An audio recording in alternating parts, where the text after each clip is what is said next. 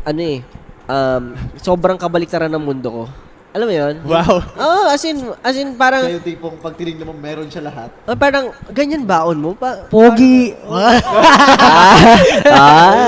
Ganung bagay. Pag meron Hindi, siya lahat. hindi, pero parang gano'n. Yung parang, mapapatanong kayo, bakit nandito ako? Bakit ganito yung, yung posisyon ko sa buhay? Ano ba talaga? Parang, swertihan ba talaga? Parang gano'n. Pero, yun nga parang natutuwa ako naman kasi syempre na etong mga to, nabubura utak ko ng pagkain. Talagang, pag meron sila extra, namimigay naman talaga sila. Nung first press ko natin, tsaka yung press ko natin nung nirelease natin yung pagtatag. Grabe din yung glow up no? Yung setup, yung lugar. Tapos pinaka-kakaiba is yung tanong ng tao. Nung questioning sa atin nung una natin, parang super doubtful nung lahat, nung media. Parang very, alam mo yon yung di mo alam paano mo sasagutin ng maayos. Kasi, For the first time, Meron tayo eh. Parang gawa sa pawis, luhat, go. Wala tayong koneksyon, wala tayong resources, ni costume nga, wala tayong pambili, wala tayong pangkain. Parang, ito lang yung meron tayo, pero ito yung narating natin. So, ano pa yung makakabuwag sa atin? Ano pa yung makaka-break sa atin? Di ba? Parang, ganong part na yun. Tapos, yung ginawa natin siya, yung pakiramdam ko for Gento and the whole album. This too. Parang, Look at this too. Na-hype ako. Alam ko na parang, something good will happen. Parang ganun. kasi, yung idea na yun, parang nasimulan natin siya nung pagsibol. Yung biglaan nating nagkaroon tayo ng fashion.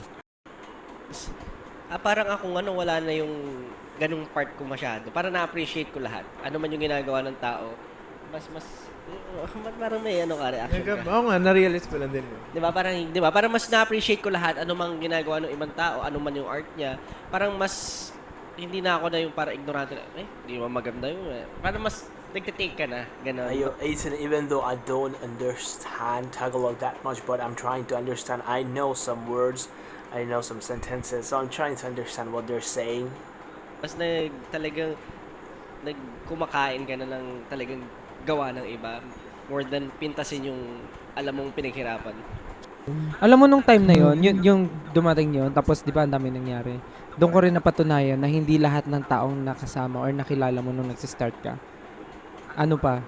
Like kasama mo hanggang dulo para tulungan. Na ginawang posible ang lahat ng to. Kasama namin kayo hanggang sa dulo. Maraming salamat po. Thank you so much. Yung nung first press ko natin, tsaka yung press ko natin nung nirelease natin yung pagtatag. Grabe din yung glow up no? Yung setup, yung lugar. Tapos pinaka-kakaiba is yung tanong ng tao. Nung questioning sa atin nung una natin, parang super doubtful nung lahat, ng media. Parang very, alam mo yon yung di mo alam paano mo sasagutin ng maayos. Kasi For the first time offensive in our life, yung yun iba. parang na-feel ko na corner tayo. Alam mo yung parang tinatrash talk ng lahat pero in a different way of diba? Parang in the art of war, gano'n, parang gano'n. So parang corner tayo. Ano to? Gusto lang ba tayong pag-viralin sa negative stuff? Parang gano'n yung naisip ko. Although syempre, wala naman akong personal grudges dun sa mga tao na yun. Pero, Bago tayo, hindi ko curious sila maalala. Sino ba kayo? Ganun. Oy, wow! Sino ba kayo? Sino ba tayo? Parang tayo tanongin nun eh. Pero in a way, parang siyang sa akin. It's a challenge during that time. Kapag nalusutan natin to, malulusutan natin lahat. Parang ganun siya. Puro yung parang perfect opportunity para mag-apologize dun. Siyempre. Alam ko marami kasi lumipad eh.